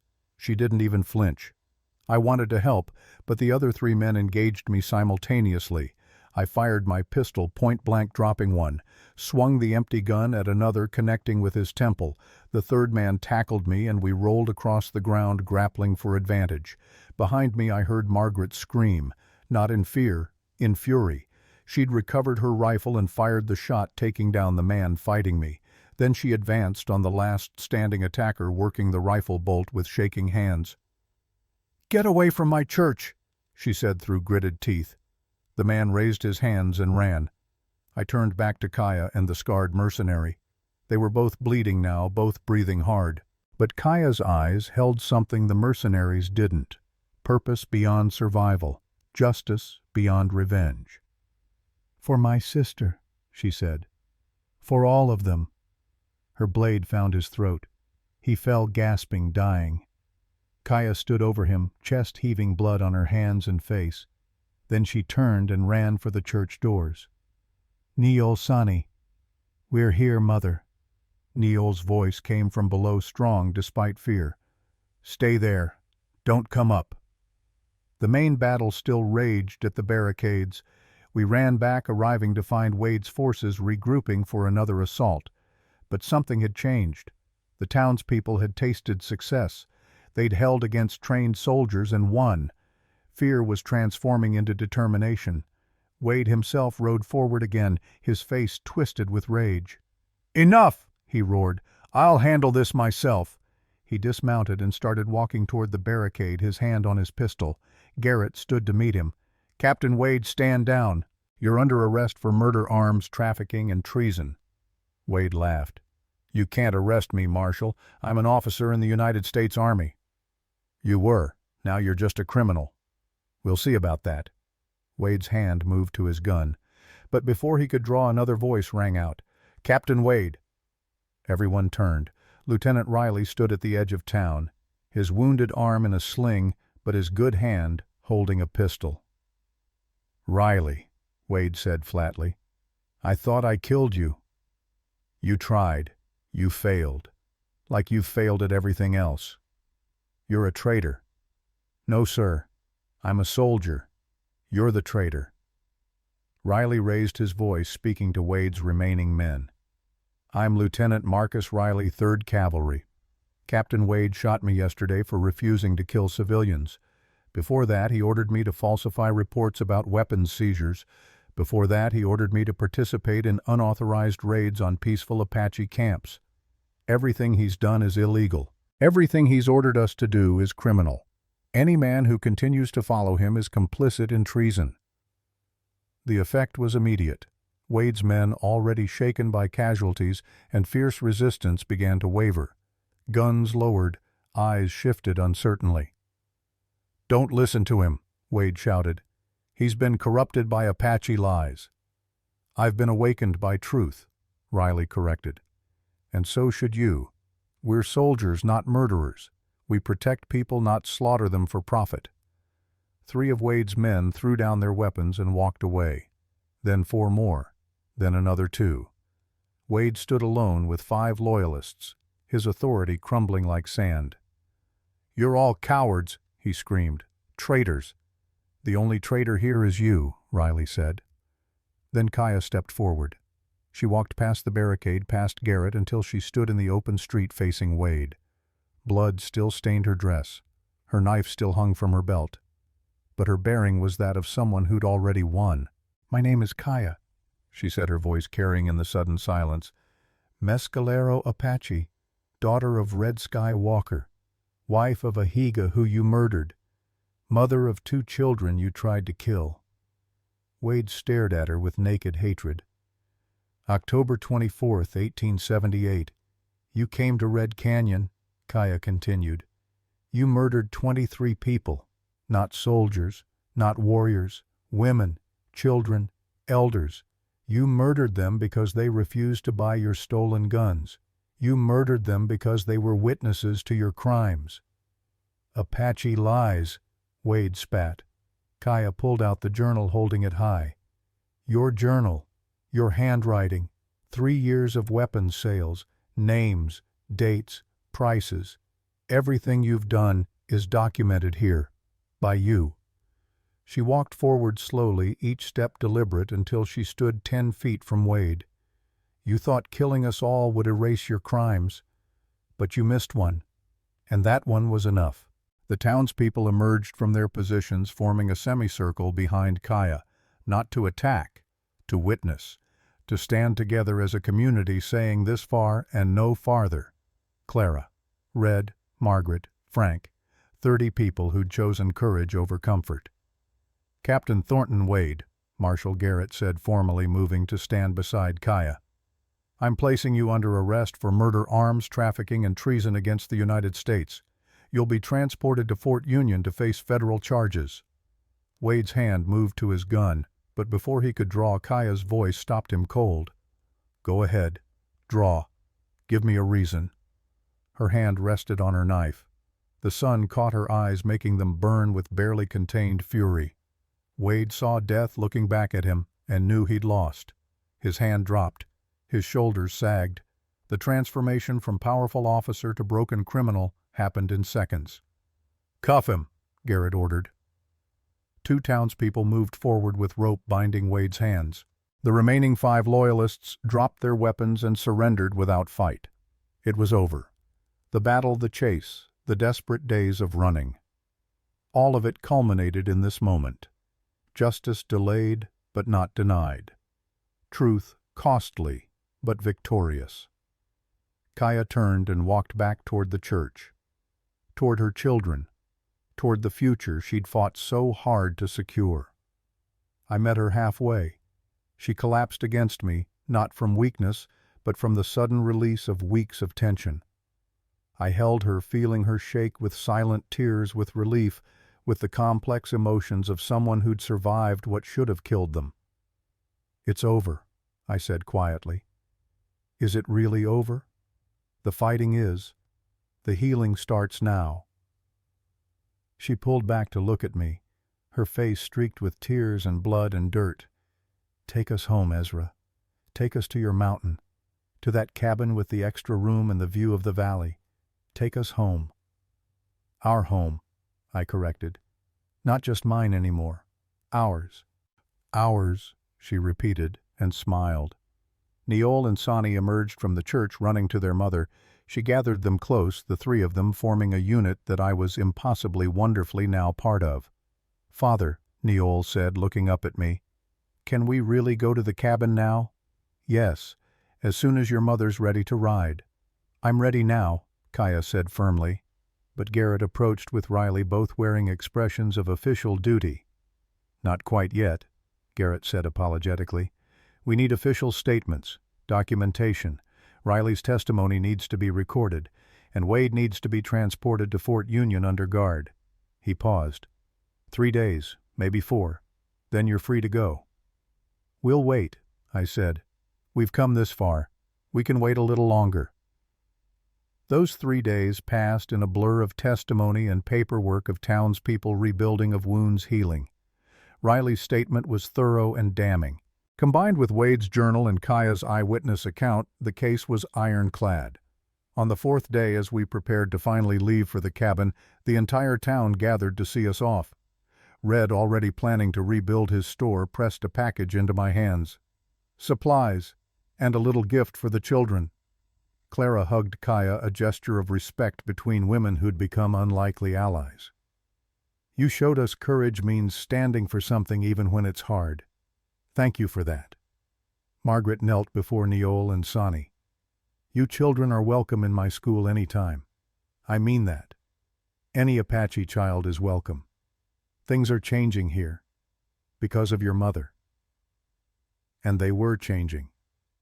The battle had transformed Tularosa from a place of fear into a place of principle.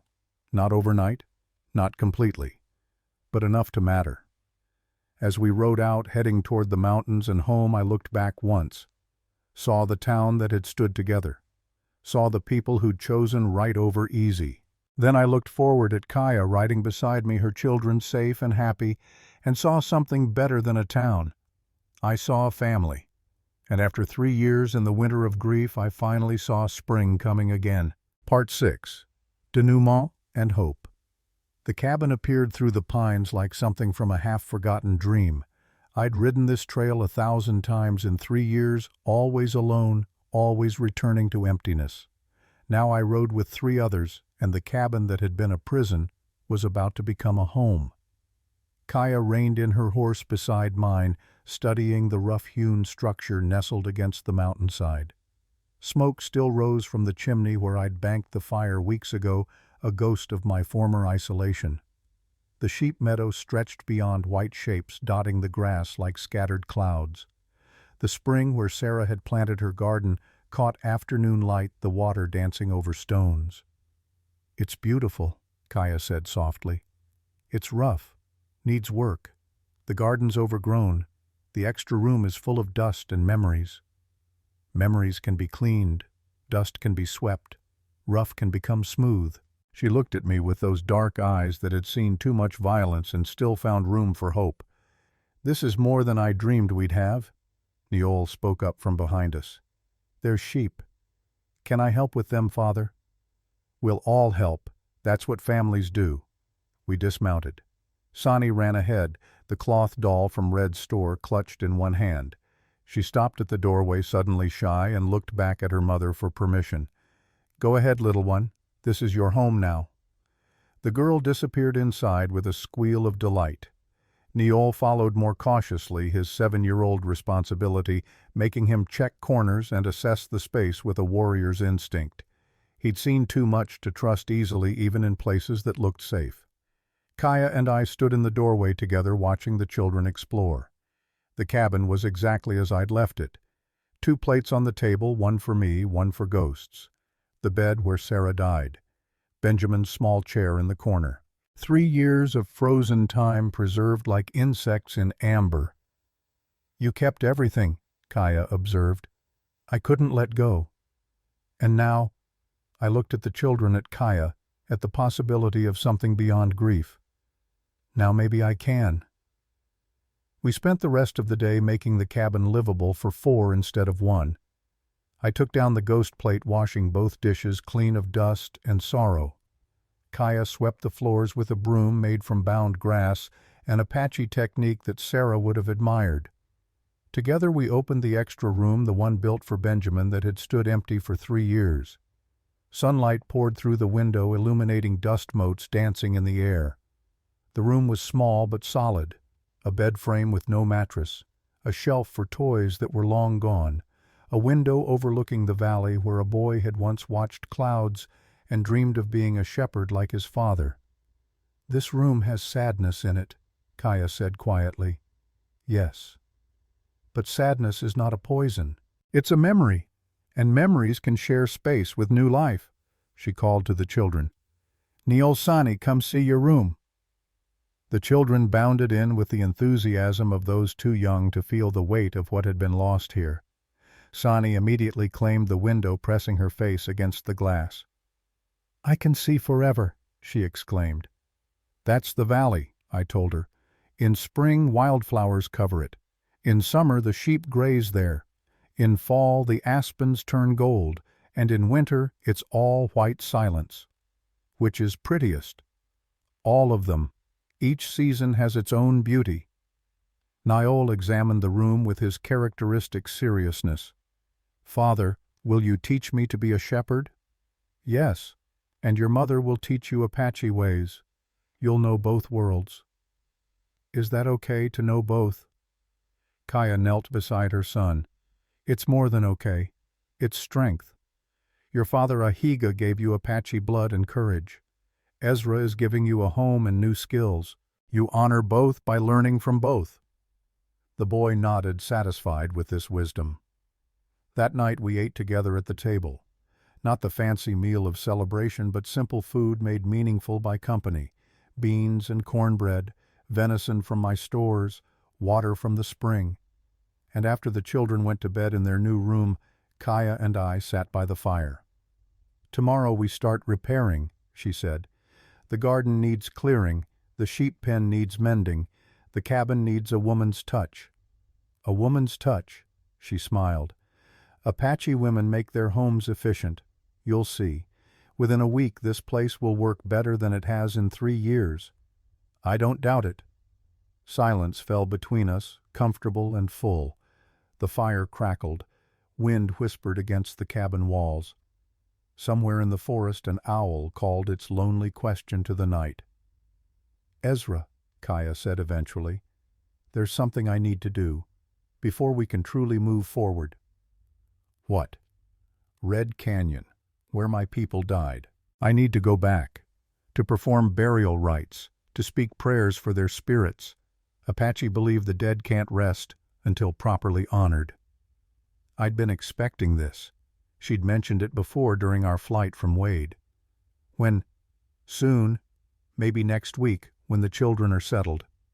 We'll go together." "You don't have to." "Yes, I do. They're your family. That makes them my concern." I paused, choosing words carefully. "And I need to visit Sarah and Benjamin's graves. Need to say proper goodbye. Tell them I'm moving forward. Ask their blessing in whatever way the dead can give it."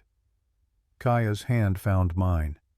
"Then we'll honor our dead together, and then we'll live for the living." "Deal." The week that followed was labor and laughter in equal measure. We cleared Sarah's garden, finding some plants still alive beneath the weeds. Kaya identified herbs I'd thought were just wild growth. Together we replanted, adding Apache vegetables she'd brought in a small pouch. Beans, squash, corn. The 3 sisters, she called them, plants that grew stronger together than apart. Niall learned shepherding with the intensity he brought to everything. I taught him how to move sheep without frightening them, how to check for illness, how to protect against predators. He was a natural, understanding animal behavior instinctively. Sani helped her mother preserve food, learning the old ways. She also spent hours in the meadow making flower crowns and talking to sheep like they were friends. Her innocence surviving despite everything she'd witnessed was a daily reminder that children can heal if given safety and love. On the 8th day, Kaya and I saddled horses for the journey to Red Canyon. We left the children with Samuel Whitehorse, who'd agreed to watch them for 3 days. The old mixed-blood Apache met us at his trading post with gravity and understanding. "You go to honor the dead," he said. It wasn't a question. "Yes," Kaya replied. "Good. The dead deserve honor. But remember, you honor them best by living well, not by joining them in grief." He looked at me. "Mountain ghost, you're becoming human again. Don't lose that in the canyon of sorrows." "I won't." We rode east, retracing part of the route we'd fled weeks earlier. The land was different now. The desperation was gone, replaced by purpose. We weren't running anymore. We were returning to close a chapter. Red Canyon appeared on the 3rd day. It was beautiful in a stark way. Red rock walls rising like cathedral sides, juniper and pinon dotting the slopes. A creek ran through it, providing water for the camp that had once existed here. Now there was only silence. The camp was gone, burned as Wade had ordered. But bones remained, scattered by animals, bleached by sun, but unmistakably human. 23 people reduced to fragments. Kaya dismounted slowly. Her face was stone, but I saw her hands shaking as she gathered the first bones. "Apache bury their dead quickly. she explained, her voice distant. "But when that's not possible, we gather what remains and speak prayers to guide spirits home." For 3 hours we collected bones. It was grim work that would haunt me for years. Tiny bones that could only be children. Larger ones that spoke of adults cut down in their prime. Kaya identified each set as best she could, speaking names in Apache, telling me who they'd been. This was my sister Kiona. She was 15, wanted to be a healer. This was White Feather. He was 82, told the best stories. These are Nolan's children, twins. They were 3. Each name was a person. Each bone was a life stolen. By the time we'd gathered them all, my throat was tight with rage and sorrow. Kaya built a cairn Apache style, stacking red stones in careful layers. She placed the bones inside along with small tokens. Beads, a piece of pottery, a feather. Things that said these were people, not just casualties. Then she sang. The Apache death song, her voice rising and falling like wind through canyons. I didn't understand the words, but I understood the meaning. Farewell. Rest. Go to the place where the ancestors wait. When she finished, tears streamed down her face. She didn't wipe them away, letting grief have its moment. "Ahiga's body is downstream," she said. "The soldiers threw him in the creek. I want to find him." We searched for an hour before finding what remained. Kaya gathered the bones with reverent care, speaking to her dead husband in Apache. I gave her privacy for this goodbye standing watch at a distance. When she finally returned, her face was calm. Not happy. Not peaceful. But settled. "Thank you," she said simply. "For what?" "For being here. For helping. For understanding this mattered. It matters because you matter. And what matters to you matters to me." She embraced me then, holding tight like I was the only solid thing in a shifting world. We stood like that for long minutes, two people who'd both lost too much, finding strength in each other. "Now you," she said finally. "Your turn to honor your dead." We rode to the hillside behind the cabin where 2 wooden crosses marked 2 graves. Sarah and Benjamin buried side by side, overlooking the valley they'd loved. The graves were overgrown with grass and wild flowers. Beautiful in a way. Nature reclaiming what death had taken. I knelt between them, suddenly unsure what to say. For 3 years I'd spoken to them every day in my mind. Now, with Kaya standing witness to this final goodbye, words failed. "Sarah," I finally managed. "I kept my promise. I didn't forget. I set your place every morning. I tended your garden, or tried to. I stayed faithful to your memory." The wind rustled through the grass, Sarah's only answer. "But I'm done being frozen. Done being half alive. You wouldn't want that for me. I know you wouldn't. You'd want me to live. To love. To build something new from what's left." I touched Benjamin's cross. "And you, son. You'd be 10 now. You'd like Neol. He asks questions like you did. He wants to learn everything. He'll be a good shepherd, a good man. I'll teach him the things I would have taught you." Tears came then, hot and cleansing. Grief I'd held frozen for 3 years finally melting. Kaya knelt beside me, her hand on my shoulder, not speaking, just present. "I met someone," I continued. "Her name is Kaya. She's strong and brave and kind. She has 2 children who need a father. I know I'm not replacing you. I know nothing replaces what we had, but I'm building something new, and I hope wherever you are, you're okay with that." The sun broke through clouds, casting light across the valley. Coincidence, probably, but it felt like benediction. "I'll always love you," I said to both graves. "But I'm saying goodbye now. Not forever. Just goodbye to the grief that's been keeping me here." Kaya helped me stand. Together we planted wildflower seeds around both graves, mixing Apache and mountain varieties. Growth from 2 worlds honoring 2 people. As we rode away, I didn't look back. Couldn't. If I looked back, I might not leave. but Kaya's voice reached me. "They're proud of you, Ezra. I can feel it." "How can you know?" "Because if I died and Neol and Sani found someone like you to care for them, I'd be grateful. Love doesn't end at death. It transforms, becomes something that blesses the living instead of chaining them." 3 months passed like water finding its level. The cabin transformed from a monument to grief into a home full of life. Kaya added Apache touches everywhere. Woven blankets on the walls, herbs drying from the rafters, a cooking pot that made food taste better somehow, though she insisted it was just technique.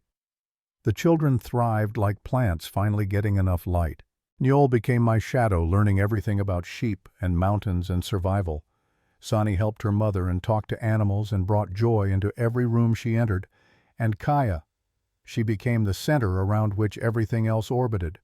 Not because she demanded it, but because her strength, intelligence, and quiet competence made her essential.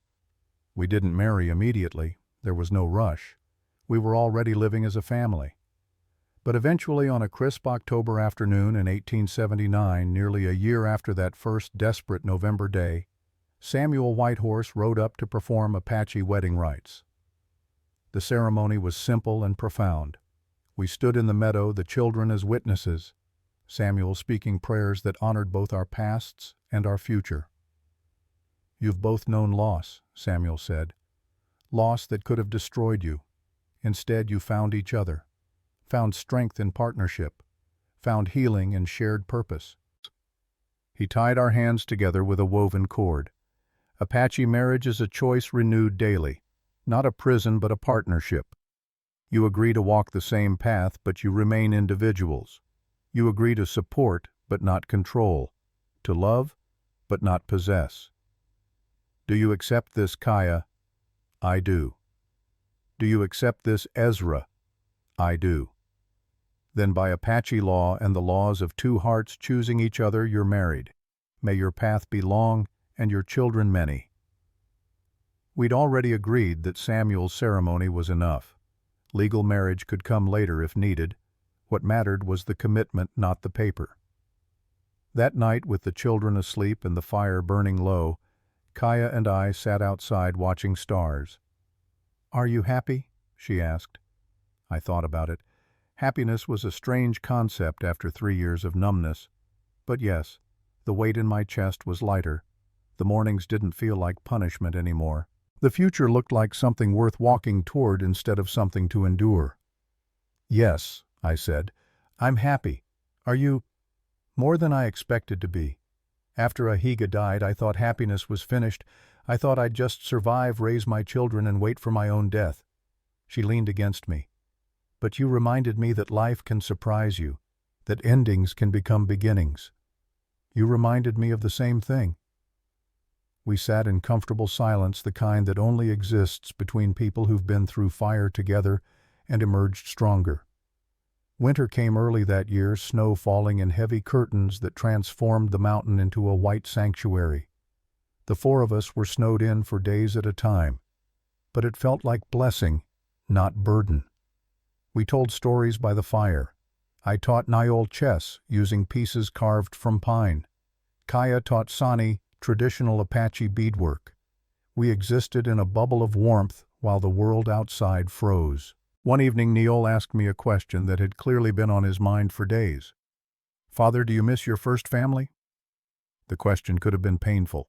Instead, it felt honest. This boy learning to navigate complicated emotions deserved an honest answer.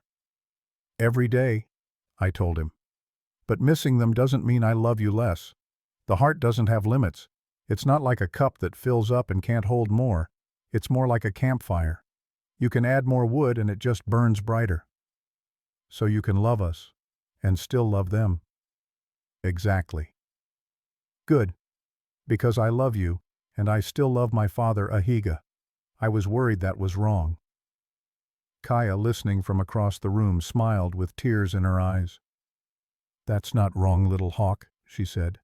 "That's exactly right. We honor the dead by loving the living.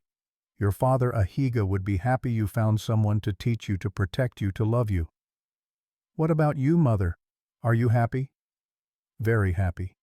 even though Father Ezra isn't Apache. Especially because he isn't. He brings different wisdom, different skills. You're learning two worlds, Neol. That makes you twice as strong." The boy considered this, then nodded. Crisis of conscience resolved. Spring arrived with wildflowers and new lambs. It was April of 1880, 18 months since Kaya had first stumbled into my life bleeding and desperate. The sheep population had doubled, which meant more work, but also more security. Kaya's garden exploded with growth, the three sisters thriving in mountain soil. We had enough food to last another year, enough wool to trade for supplies, enough stability to plan for the future instead of just surviving the present. On a warm April morning, I found Kaya in the garden, her hands in the soil, her face peaceful. "I'm pregnant," she said without preamble. My mind went blank. Then it filled with 1,000 emotions: joy, fear, hope, terror, grief for Benjamin, anticipation for this new child. "Are you sure?" "Yes, about 2 months along. The baby will come in late fall." "How do you feel about it?" She looked up at me, her expression complex. Scared, happy, worried, hopeful, all of it at once. She paused. "Is it okay? I know this changes things." I knelt beside her in the garden soil. "It's more than okay. It's perfect. Complicated and scary, and perfect. What if I can't love this child as much as Neol and Sani?" "You will. The heart doesn't have limits. Remember, you taught me that." She laughed, then cried, then laughed again. "We're going to have a baby. We're going to have a baby." Neol and Sani took the news with the uncomplicated enthusiasm of children. They immediately began planning what they'd teach the baby, arguing over whether it would be a boy or girl, debating names. The pregnancy progressed smoothly through summer and into fall. Kaya remained strong, working alongside me until the final weeks. Samuel visited twice to check on her, pronouncing her healthy and the baby positioned correctly. On a cold November night, with the first snow of winter falling outside, Kaya went into labor. I'd been through this once before with Sarah and Benjamin. It hadn't ended well. The fear nearly paralyzed me. But Kaya was not Sarah. She was Apache, trained in birthing practices passed down through generations. And Samuel was there, having arrived 2 days earlier with the instinct of someone who'd delivered 100 babies. "Ezra," Samuel said calmly, "keep the water hot. Watch the children. Let your wife work. Women have been doing this since the beginning of time." So I waited. Boiled water. Kept Neol and Sani occupied with stories and games. Tried not to remember another birth, another night, another outcome. 3 hours later, a baby's cry split the air. Samuel emerged from the bedroom smiling. "You have a son. Strong lungs, good color. 10 fingers, 10 toes, and very annoyed at being born." I rushed in. Kaya held a small bundle, exhausted but radiant. The baby, red-faced and squalling, was indeed perfect. "He's beautiful," I managed. "He's angry." Kaya laughed. "Like his father when I first met him." "What do we name him?" We'd discussed this. It needed to honor both worlds, both families. "James," Kaya said, "for your world, and Dakota for mine. It means friend to everyone. James Dakota Thorne. He'll have quite the identity to live up to." "He will. With you as his father and me as his mother, how could he not?"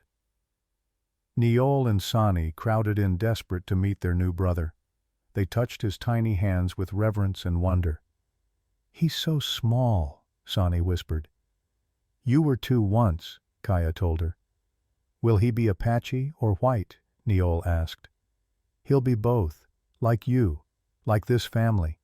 We're making something new here, not Apache, not white, but something that honors both and belongs to neither. Something uniquely ours."